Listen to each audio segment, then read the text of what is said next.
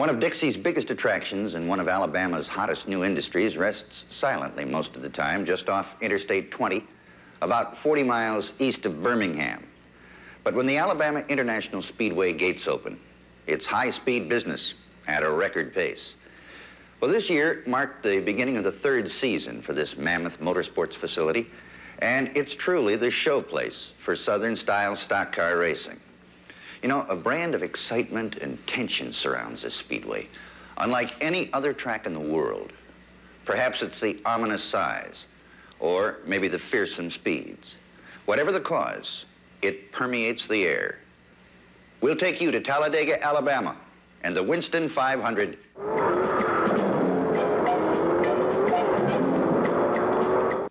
This is the Alabama International Motor Speedway in Talladega, Alabama. An extremely high-banked 2 6/10 mile course, the fastest and considered by some to be the most awesome speed arena on earth.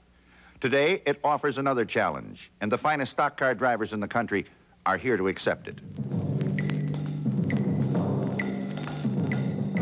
Names like three-time Grand National winner Richard Petty, another three-time champion David Pearson, a strong new contender on the scene, Joe Frizon and Dave Marcus, contrasted by the old veteran Buck Baker, and his very able son, Buddy, and Bobby Isaac, today's fastest qualifier.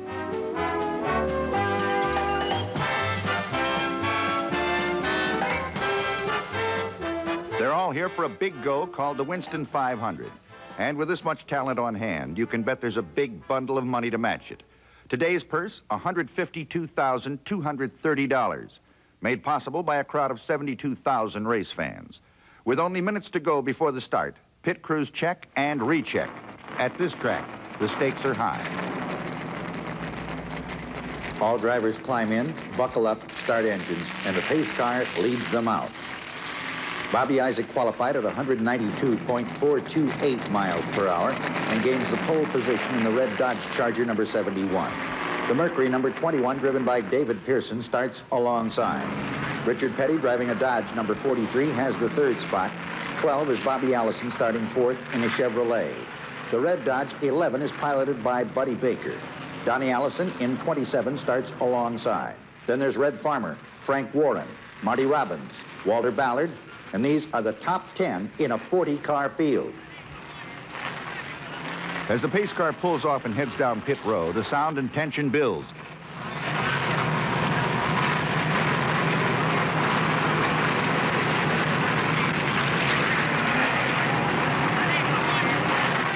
Suddenly, it's the moment of truth.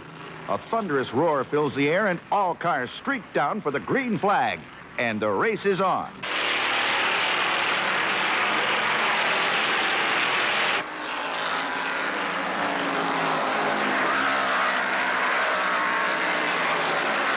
Entering turn 2, David Pearson turns that big Mercury loose, climbs up on the outside of Isaac, and takes the lead.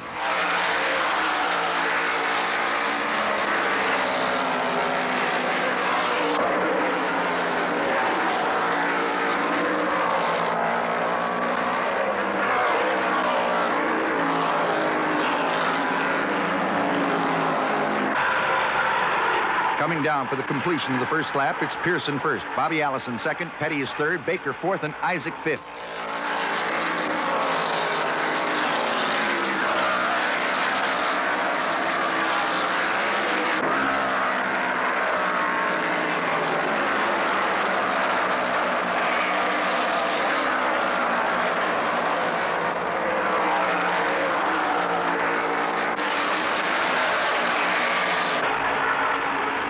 Pearson still leads, but the hot ones are right on his tail and pushing hard.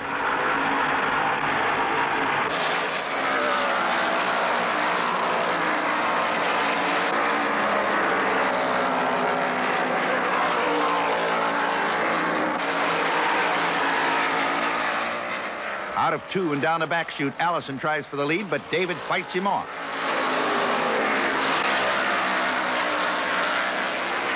In the third turn, Allison and Petty both pass Pearson to take over first and second. Petty is hot and coming on.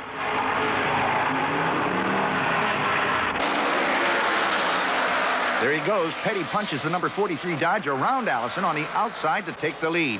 He switched to a Dodge Charger for this race because they felt it was more aerodynamically suited to this track than the Plymouth he usually drives.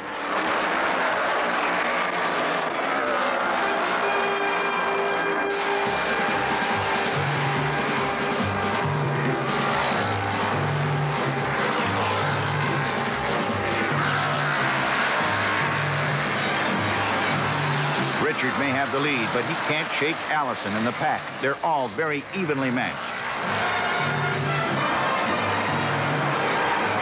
Entering turn 2, Baker drops down low, passes Pearson, and takes over third.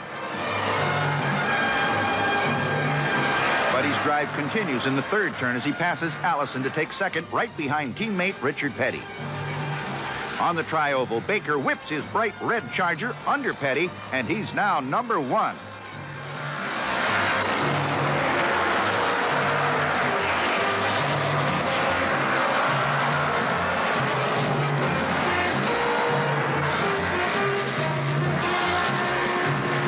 It's Baker, Petty, Allison, and Bobby Isaac has moved into 4th.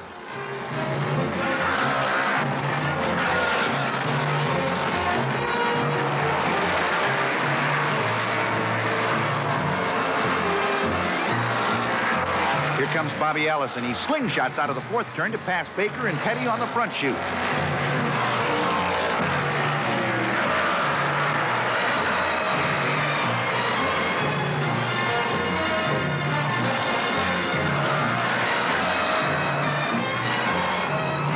Watch Petty. He tries Allison, but Bobby has a red-hot Chevy and holds Richard off.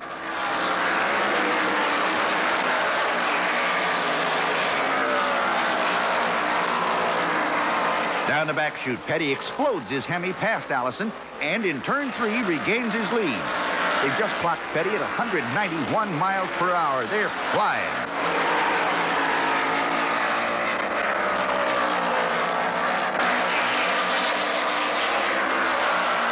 There goes Bobby Allison up in smoke. He just blew the nuts and bolts of that Chevy all over the state of Alabama. With oil on the track, the first yellow flag of the day is out. And while the sweepers clean up, the pits go wild.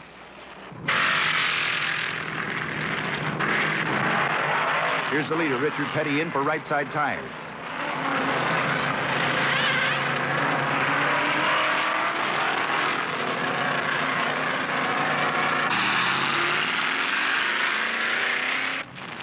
Watch this Wood Brothers crew work on Pearson's Mercury.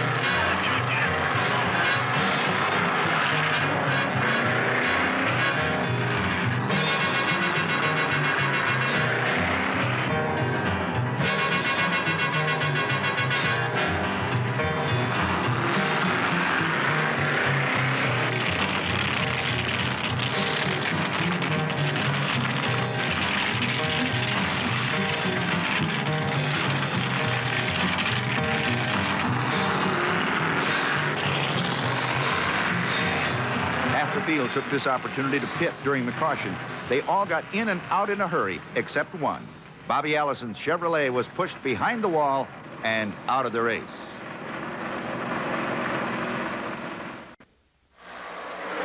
With the track cleaned up, the pace car brings them around for the restart. There's the green, and this pack is underway once again. Into turn 2, it's Baker, followed by Pearson, Petty, and Isaac.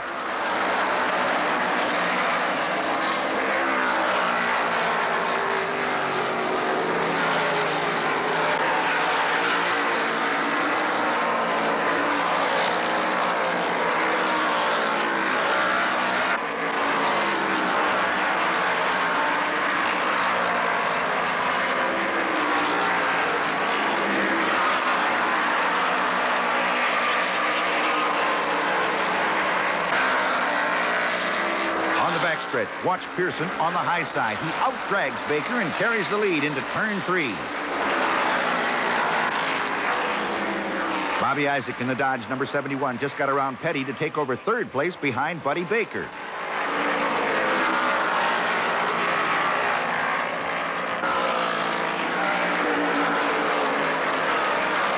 In this new trio, Isaac is the charger. He passes Baker on the back chute to move into second.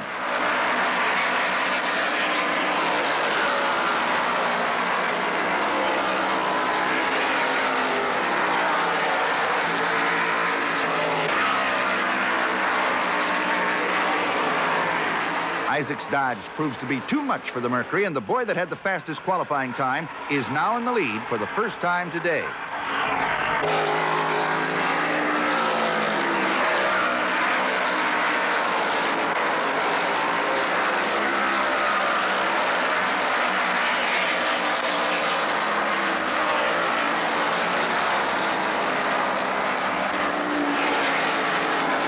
On the 70th lap, Bobby Isaac has the lead. David Pearson second, Buddy Baker third, and Petty is fourth. The speeds are fantastic. Doug Simpson just left the race with his windshield blown out of the car.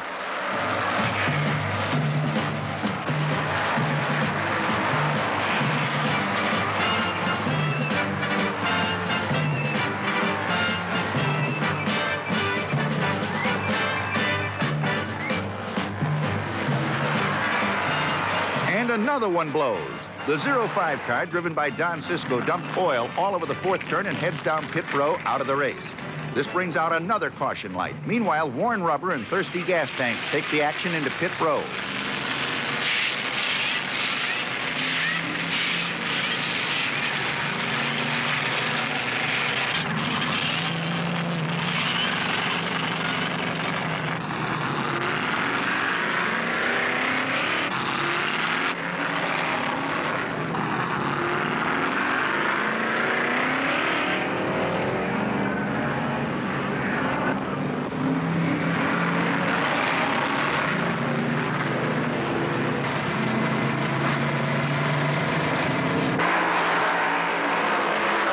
On the restart, David Pearson has the lead in the Wood Brothers Purolator Mercury. 71, Bobby Isaac's Dodge is second, and another Dodge, number 11, with Buddy Baker aboard, is third.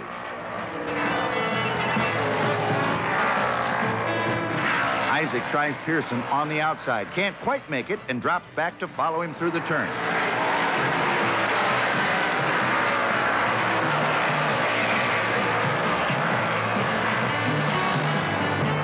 He pushes Pearson hard through every turn. Davey has that Mercury flat out trying to shake him, but Bobby Isaac has a lot of Hemi, and he wants the lead.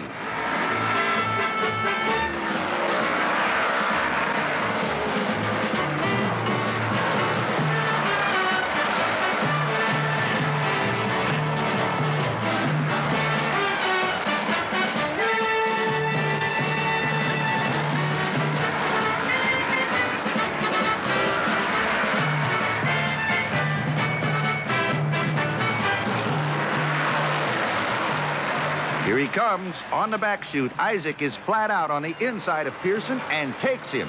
It's the 24th lead change of the day so far that puts Bobby Isaac in the front spot.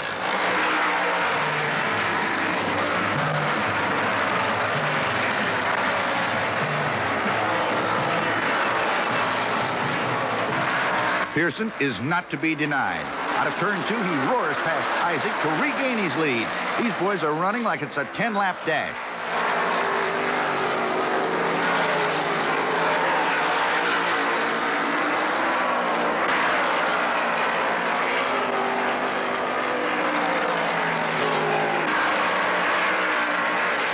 Number 48, Jimmy Hilton, screams into the pits with a damaged left front fender. He brushed another car through the turn and caved the fender in against the tire. His crew rips it off and replaces the tire. The old tire they took off looks like shredded wheat. The pace car comes out for another yellow flag. This time, it's debris on the track.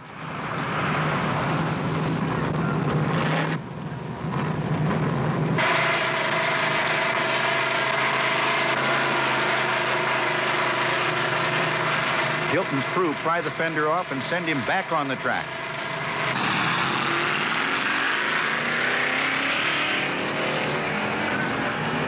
With all cars holding onto the caution, everybody decides to head for their favorite service station.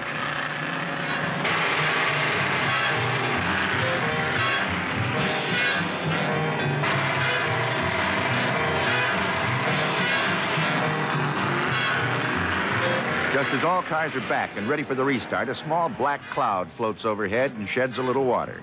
Well, at speeds of 190 miles an hour, this can be extremely dangerous. This time, the red flag comes out and all cars are brought to a halt on the front straightaway. It gave everyone a short breather. When the green flag flew on the 145th lap, Bobby Isaac had the lead, with Pearson running second and Baker in the third spot. Richard Petty was fourth.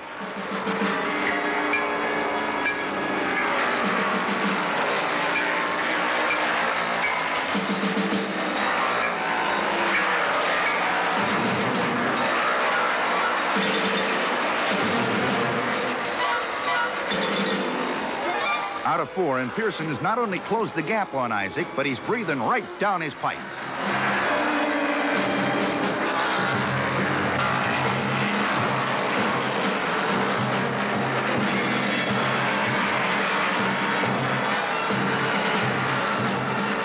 Then on the back straight, David Pearson winds his Mercury up and at the speed of 212 miles an hour, passes Isaac to once again take over the lead.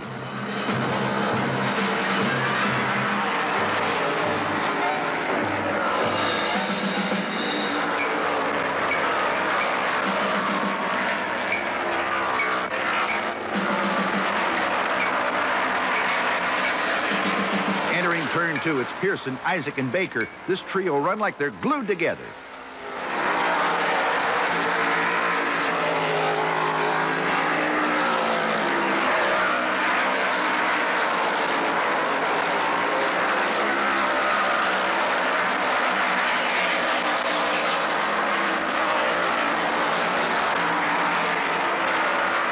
Onto the tri-oval, Pearson goes a little high with Isaac and Buddy Baker in the low groove. As they go into the first turn, both cars pass him, and now it's Isaac, Baker, and Pearson.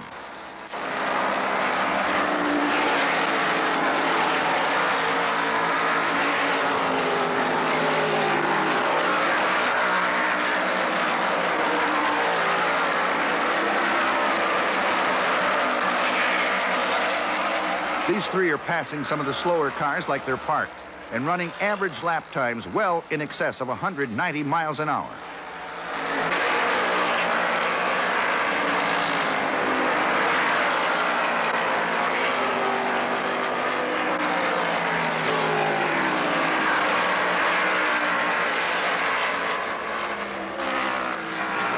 On the 180th lap, Pearson gets around Buddy Baker to take over second. Now he wants Isaac.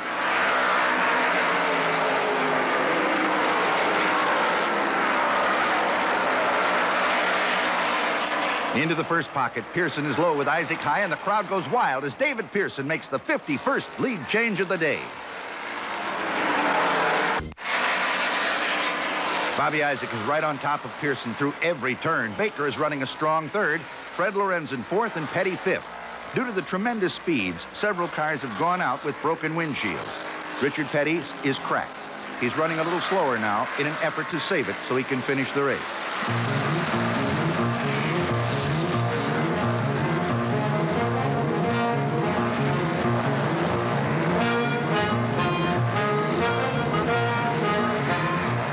Isaac and Pearson have been clocked at over 195 miles per hour in this Mercury-Dodge duel. And as they come into the second turn, Bobby Isaac does it again. In passing Pearson, it's the 52nd lead change in the race.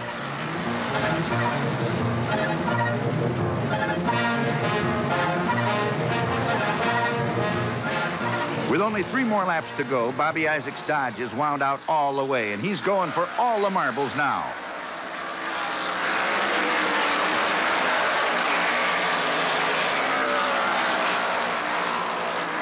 Isaac, Pearson, and Baker scream down the back chute, heading for the white flag lap.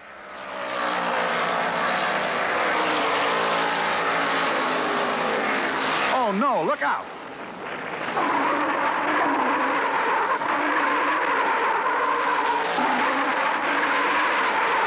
Crawford lost it in the fourth turn, hit the wall, and when he ricocheted across the track, he tangled with the leader, Bobby Isaac.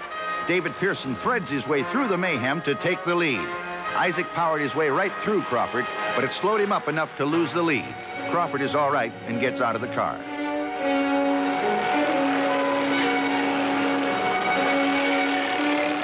And here comes David Pearson down off the high-banked fourth turn onto the tri-oval for the checkered flag. Bobby Isaac, the Catawba, North Carolina Flash, who looked so strong and so much like the winner, takes a disappointing second place. Buddy Baker finished third, Fred Lorenz in fourth, and Richard Petty kept his windshield together long enough to finish fifth. The Wood Brothers Mercury is no stranger to victory lane. A.J. Foyt brought it in twice this year, and this is David Pearson's second win in the car. This Winston 500 was worth a little over $24,000 to Davey and the crew, and it took him 3 hours, 43 minutes to win it. After 53 lead changes and speeds of over 195 miles per hour, we heard departing fans say, "What a finish, what a track, what a race." But then that's par for the course in Rebel Country. The sprawling speedway stands without equal in the pressure-packed world of auto racing. It represents the absolute monument to speed, the ultimate creation of the determination and genius of Bill France Sr. He had the dream of taking stock car racing to the people and engineered the idea of a dream track, then molded it until it became a reality.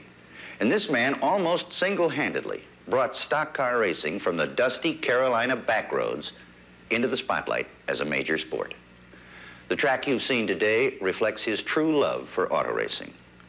If the excitement and competition generated by the first few events are any indication of things to come, then we can certainly say that Alabama International Speedway is in for a colorful, spectacular, and an exciting future.